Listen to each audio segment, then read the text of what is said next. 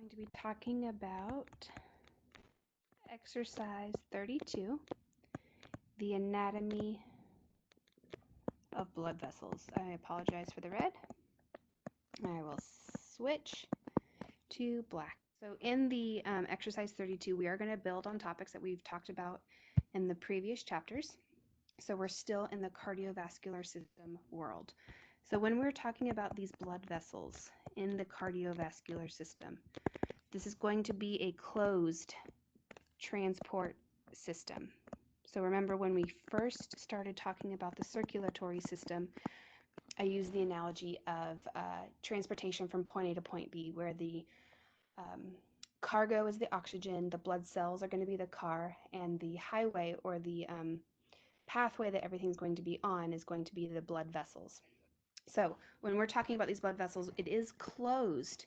So there isn't an opening. It's going to remain inside the closed system.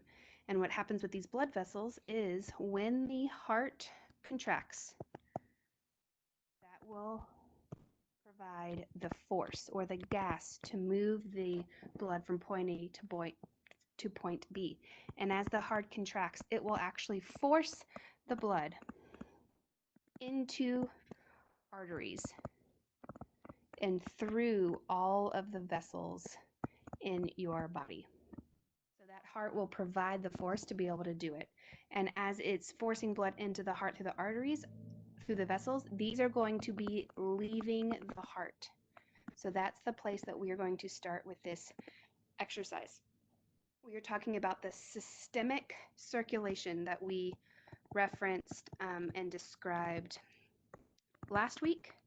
So this systemic circulation, when it leaves the heart, remember it is being pumped around the body and then it will be brought back to the heart.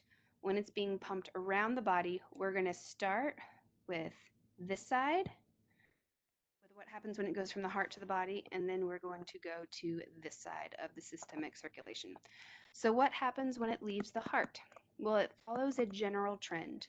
After the blood leaves your heart, it will go through what are called large arteries.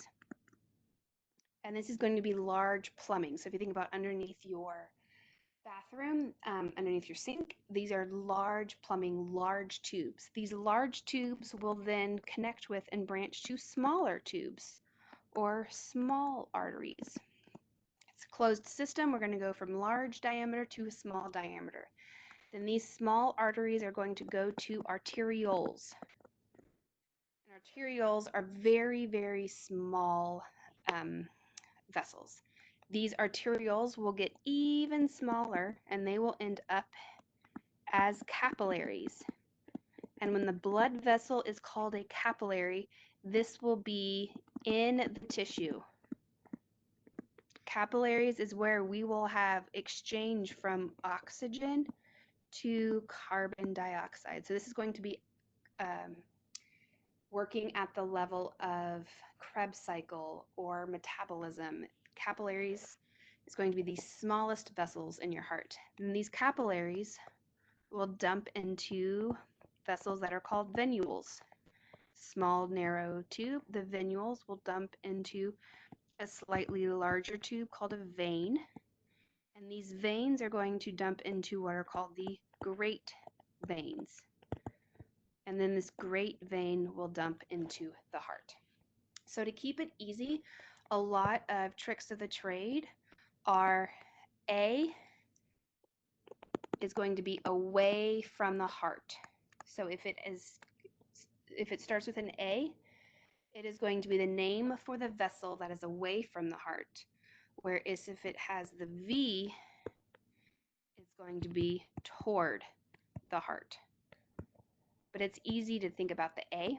A does not mean oxygenated. A typically carries oxygenated, but not always. We'll talk about that one. We'll break it down in a minute. But A will carry blood away from the heart. That is a very true statement. So when we're looking at the types of vessels, vessels are a generic term for the item that carries blood. So the vessels, there are two types. are going to be the arteries and the veins. So both of these are considered vessels. And these are going to be transportation of gases. So they will carry the oxygen all the way around the body. So an artery will carry oxygen, whereas a vein will carry CO2. So back up in here, an artery is carrying the chemical or the compound oxygen. And then when it goes through this process down here, your carbon dioxide will then be what it needs to be carried through the blood until it leaves through the lungs.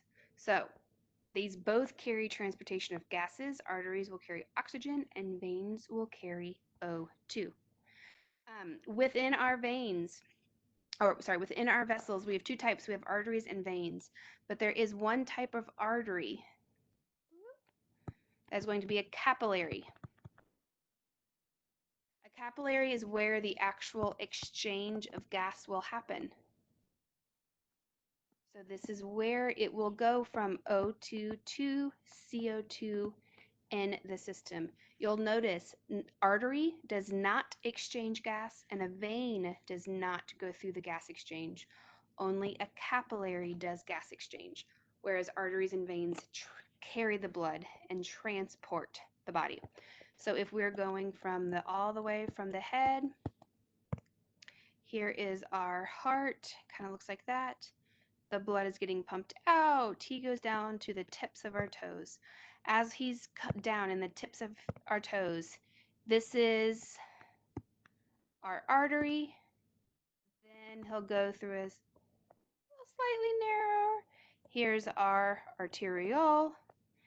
And then he'll go through a teeny tiny, very skinny tube. And this is going to be the capillary. And when we get to the structure of the capillary, we'll talk about these guys. But this capillary will separate all the way inside. This is our blood. He's coming in this way. And this blood will go out through our capillary. And then when this blood is coming out, we will then have other gases come in at the level of our capillary. So to kind of blow that guy up, because he's pretty small, we're going to look at one of those walls. So if this is the wall with our blood, and it is coming through the system like that, I'm just going to go ahead and give another wall. There we go. If the blood is coming through this side of the capillary wall will be some sort of tissue. So in this example, it's going to be a tissue at the tips of our toes. And as the blood is coming through the system, it will leak out into our tissue. And what will leak out is going to be the oxygen and any nutrients that need to feed that tissue. And this particular point, it will go from O2 to CO2 and then into the blood, and then out through the rest of the capillary, you will have CO2 and waste enter the system.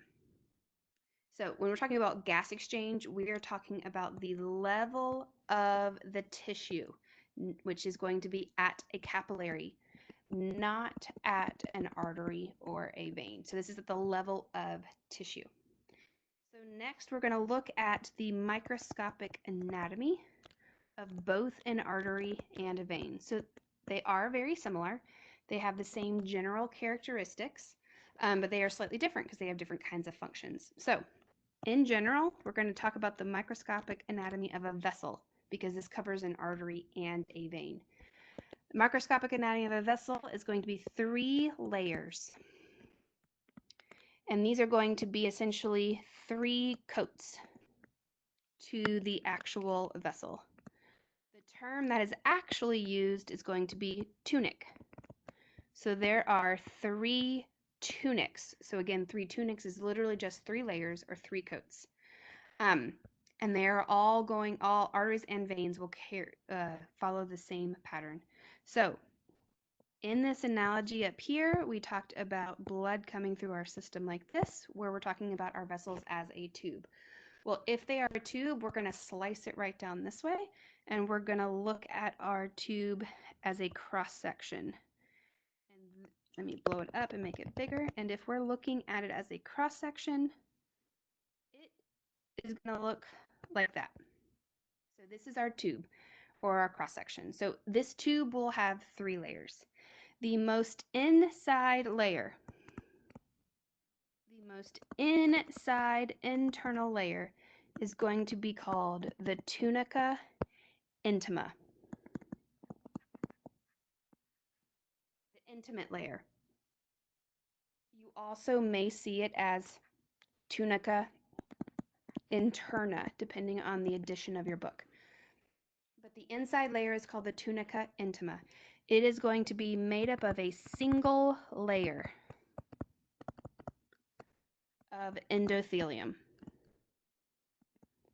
So thinking all the way back to first semester when we talked about what types of tissues, this is a single layer of endothelium. The technical type of cell it will be is going to be squamous cell. So squamous cell was the really flat-like discs, one single layer of squamous cell. This squamous cell allows for rapid diffusion. So these are going to be close fit cells. And they are going to be a very smooth surface. So this surface right here is going to be smooth, not bumpy. And the reason it's going to be smooth is it is actually going to decrease resistance. So this whole thing right here, we're going to draw on this guy. Here is our inside tube. So this right here will be called the lumen. So remember, this is a tube. So the inside lumen is going to be the hollow layer, the empty layer. So this is just empty space right here. This is where the blood will actually flow through. We're talking about these tunics are going to be between the lumen and the outside wall. So this first layer, let's do a color, right here. The first layer all the way around. Ooh. This is going to be our tunica intima. Our inside layer. This layer is the layer that is actually going to be closest to the blood. So as blood is pushing through this layer, the blood needs to have a very smooth surface to flow against, and it will decrease the resistance so the blood flows more smoothly. That's the purpose of the tunica intima. Okay, the next layer is going to be the tunica media. And it's just like the name. It is the middle layer. And the tunica middle is the middle layer. And it is going to be made up of 2 main types of tissue. It will be made up of smooth muscle,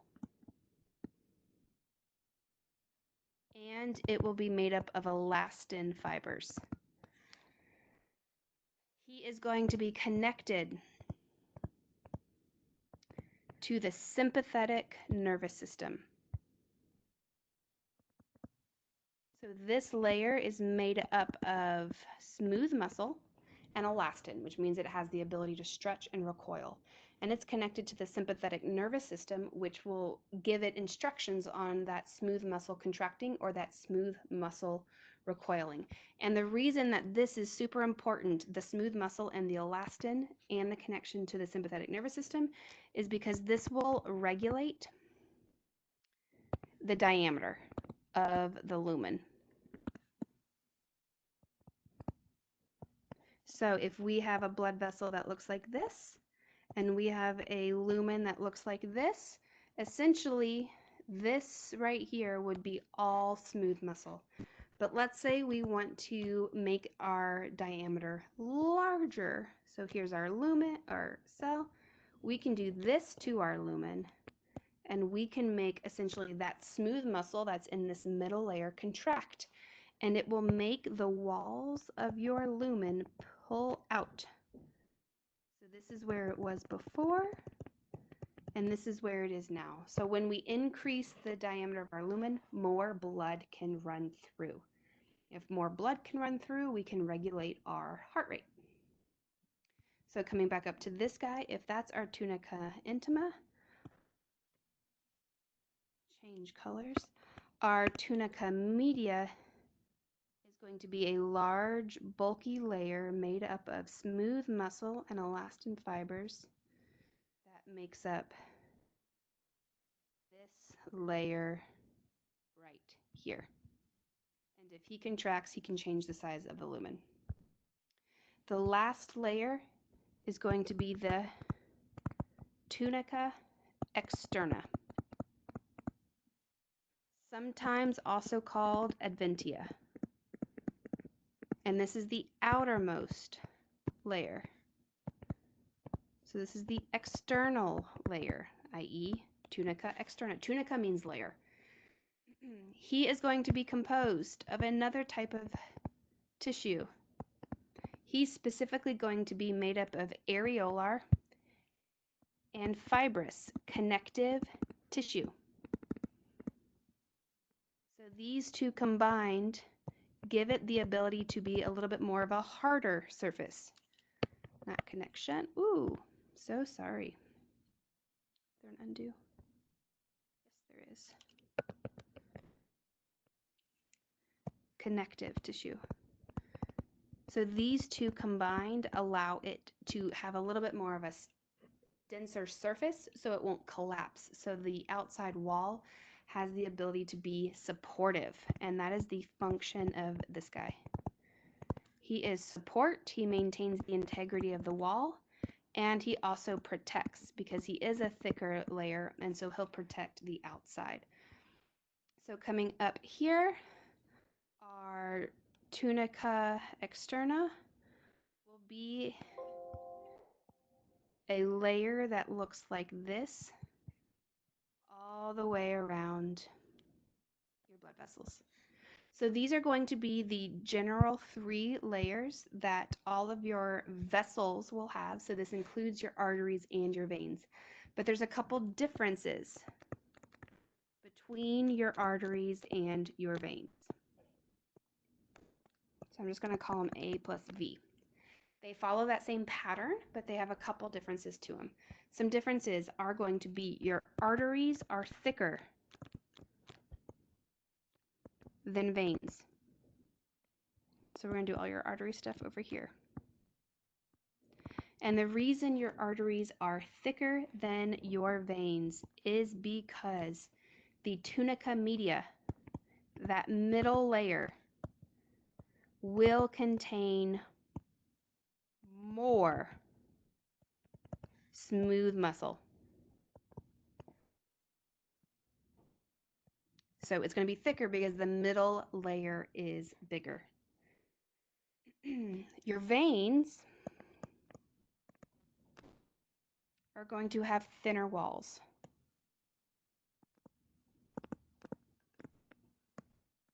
Just in general, the veins are going to have thinner walls. And the reason they're going to have thinner walls is because these guys are further away from the heart. They do not need to have that really thick, smooth muscle layer because they do not need to pump blood all the way around the body. With these veins, you will also have a larger lumen, so a larger space. And one other thing that's interesting about veins is because they are going back to the heart, they are usually going against gravity.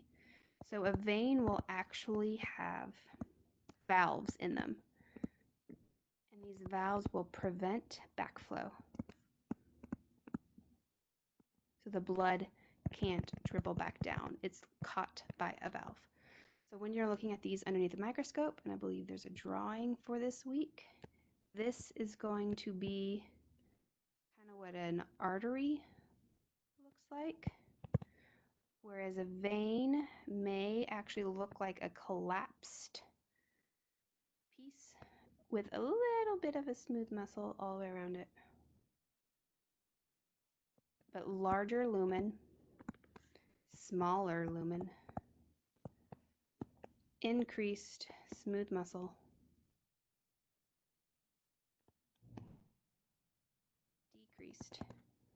smooth muscle. And this is usually going to be circular, nice and round, and this will normally be collapsed.